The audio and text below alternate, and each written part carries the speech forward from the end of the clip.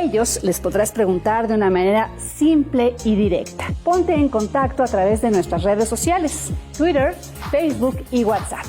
La consulta inicia los jueves a las 11 de la mañana. En Salud TV.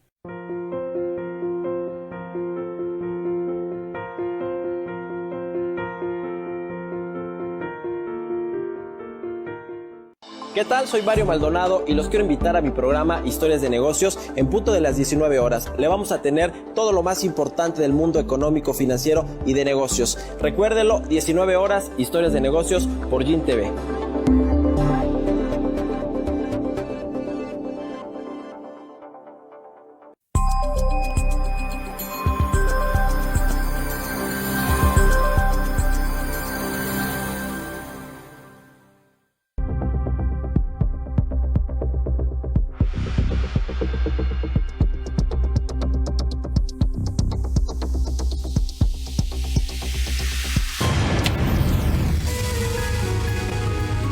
El presidente de Estados Unidos, Donald Trump, afirmó que Irán ya se moderó, a la vez que negó que hubiera bajas.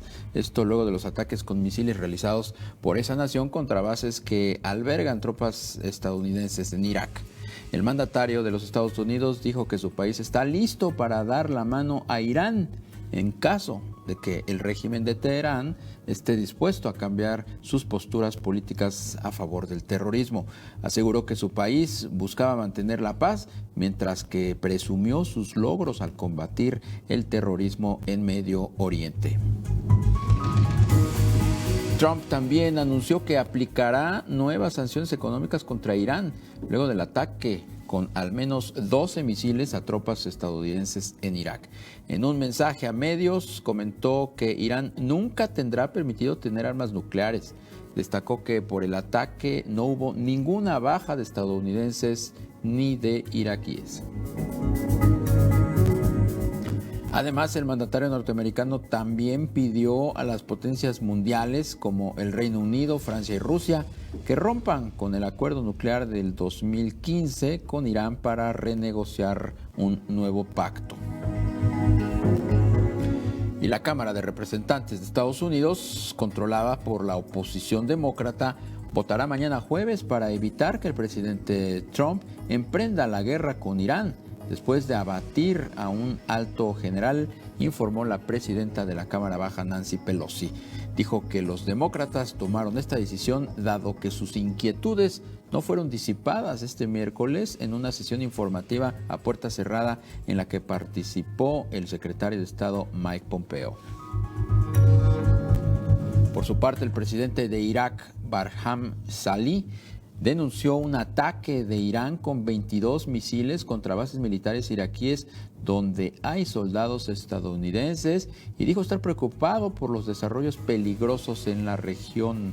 La oficina del presidente iraquí expresó su rechazo a la violación reiterada de la soberanía estatal y a que Irak se convierta en un campo de batalla para los bandos en guerra. Y en este contexto me da mucho gusto recibir en el estudio esta noche a Abner Munguía. Él es profesor de la Universidad Iberoamericana y maestro en estudios México-Estados Unidos por la UNAM, quien nos hablará más de esta situación y de la renegociación del pacto nuclear que propuso el presidente Trump. Muy buenas noches, bienvenido. Buenas noches y muchas gracias por la invitación. La duda que está ahí gravitando entre pues prácticamente los habitantes del planeta es si efectivamente el presidente Trump va a cumplir su palabra de no buscar pues una guerra con Irán. Se relajaron las posiciones luego de este intercambio de bombardeos, tanto la representación de Irán como el propio presidente de Estados Unidos como que se retractaron o metieron reversa en torno a esas conflagraciones que ya se veían que podían salirse de cauce. Sí, bueno, creo que hay dos elementos que hay que tener en consideración. Un primer elemento pareciera en esta fase, ¿no?, que existiera un contexto, digamos, de relativo equilibrio de poder entre estas dos naciones, después de los ataques que se han dado de forma simultánea, tanto de Estados Unidos hacia el liderazgo militar iraní, como ahora en la respuesta militar que ha mostrado Irán.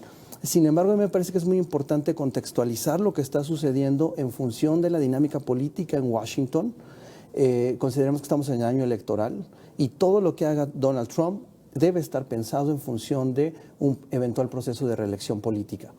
En ese sentido, a mí me parece que sí es un tanto inestable el mensaje que da Trump hoy por la mañana, porque por un lado pareciera que da un mensaje de estabilidad política, donde incluso lo vimos muy claramente en los mercados. El precio del petróleo empezó a subir y inmediatamente después del anuncio del presidente Trump, los mercados petroleros empezaron a estabilizar.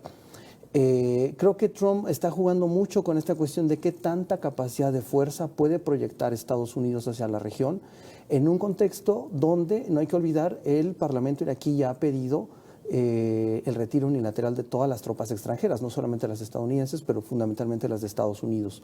Entonces a mí me parece que estamos entrando en un terreno muy inestable políticamente, especialmente desde Estados Unidos, esta lógica que se presentaba entre el no control que tiene el presidente Trump de la Cámara de Representantes y el duelo político que mantiene también con los demócratas. Me parece que eso nos va a explicar mucho de esta inestabilidad latente que se está mostrando en el proceso de toma de decisiones del presidente Trump. Recordemos que él es muy agresivo en sus tweets, en sus menciones a la prensa, etcétera. Siempre es muy agresivo en la forma en cómo proyecta fuerza.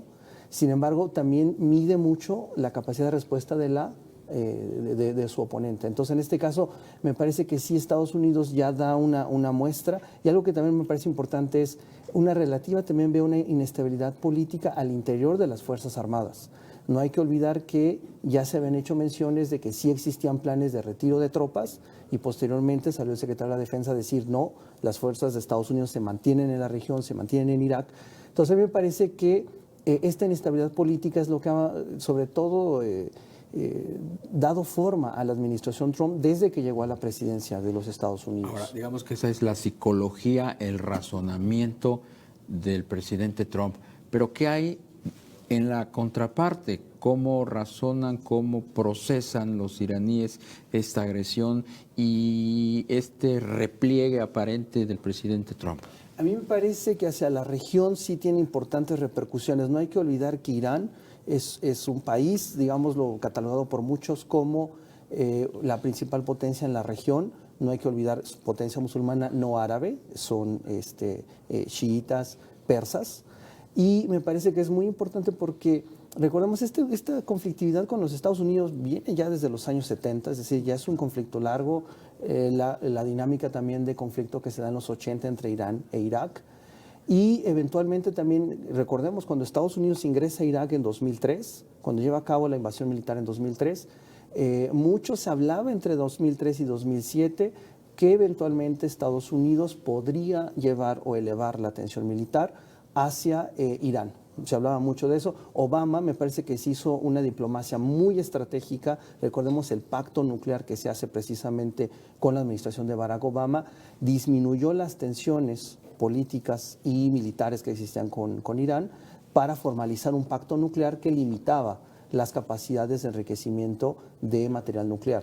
Finalmente, ¿cuál es tu apreciación respecto a lo que pudiera suceder en las próximas semanas en este conflicto que existe primeramente entre Irán y Estados Unidos, pero que pudiera contagiarse hacia otros países árabes? Sí, me parece que Donald Trump me parece que ha mostrado dos elementos importantes. Por un lado, esto que mencionaba de esta inestabilidad política, pero por otro lado también creo que desde Estados Unidos se mostró una no tan adecuada capacidad de cálculo al llevar a cabo la operación militar que finalmente elimina, ¿no?, a un alto mando militar iraní por la repercusión que tiene hacia la región. Es decir, en este momento me parece que Irán y sobre todo el liderazgo chií ya tiene un fortalecimiento en toda la región del Medio Oriente, y Estados Unidos, me parece, después de estas declaraciones de Donald Trump,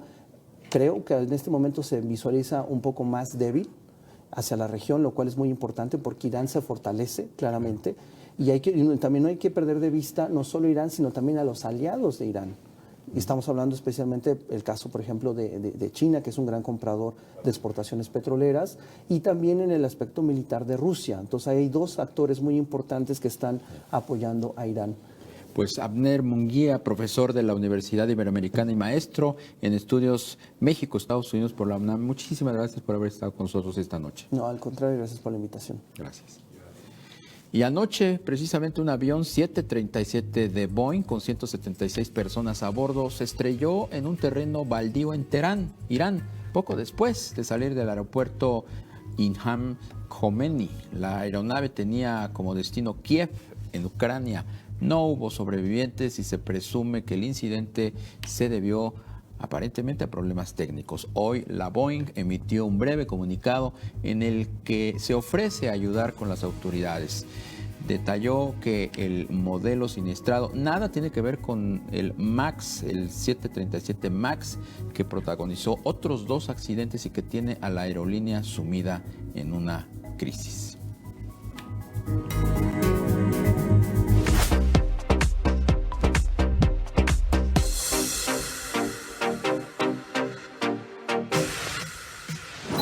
Al menos 2 cohetes cayeron en la zona verde de Bagdad, capital de Irak, un área fortificada donde se encuentra la embajada de Estados Unidos.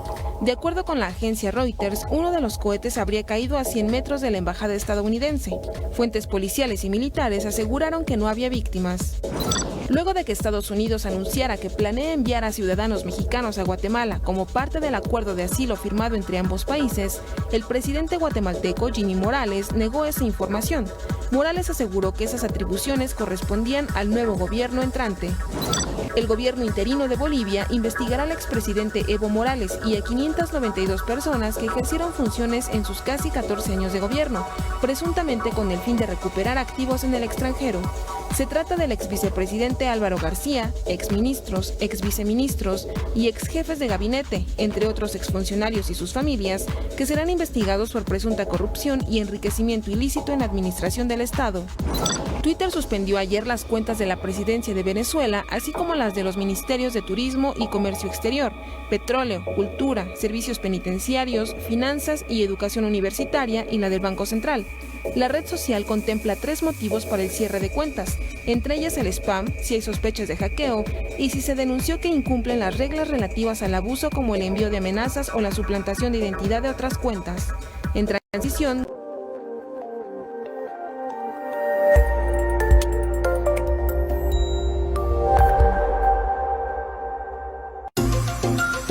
La crónica de los factores, noticias y posibilidades que marcan la pauta del comportamiento de los mercados financieros y de mercancías en México y el mundo entero. La manera más sencilla y oportuna de conocer qué noticias están marcando la pauta y las voluntades de quienes impulsan decisiones que mueven en segundos millones de pesos y de dólares. En torno al dinero, con Eduardo Torreblanca Jax, de lunes a viernes, entre las 6 y las 6:45 de la mañana.